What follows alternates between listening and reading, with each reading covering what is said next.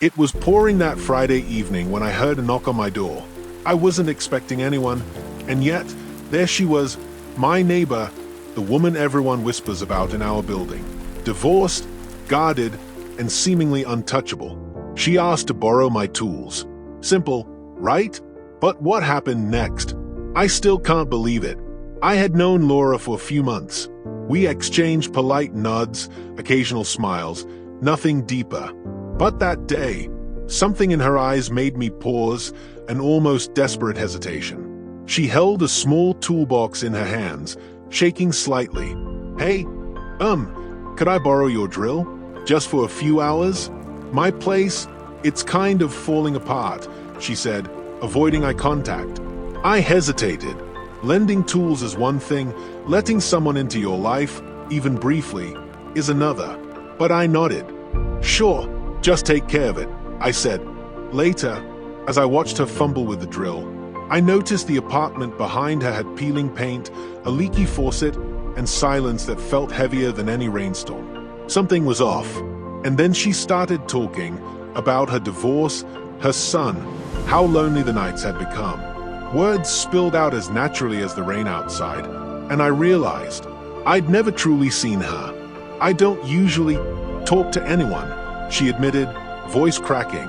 Since the divorce, it's like I disappeared from my own life. I didn't know what to say. I just handed her a screwdriver and nodded.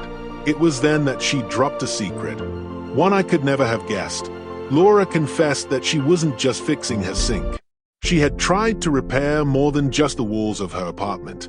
She wanted to rebuild herself, but didn't know where to start.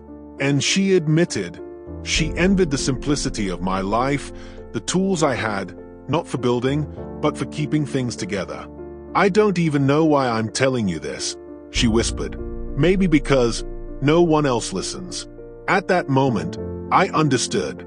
Sometimes we lend tools. Sometimes we lend a piece of our understanding, our time, or even our silence. And that's what really fixes things. I watched her leave, toolbox in hand, but with a lighter heart, and I realized it wasn't the drill or the screwdriver that mattered. It was connection, compassion, a small act that bridged the distance between two strangers living parallel lives. From that day, Laura and I became not best friends, but neighbors who truly saw each other. We shared coffee, advice, and sometimes even silence, but it felt like enough. Life is funny that way. We often wait for big gestures to feel meaningful, but sometimes the smallest ones, a borrowed tool, a listening ear, a shared moment of vulnerability, are enough to mend what feels broken. And maybe that's all any of us really need. In helping someone else, we often end up fixing a little piece of ourselves too. So, the next time someone asks for a little help, maybe say yes. You never know whose life or heart you might be repairing.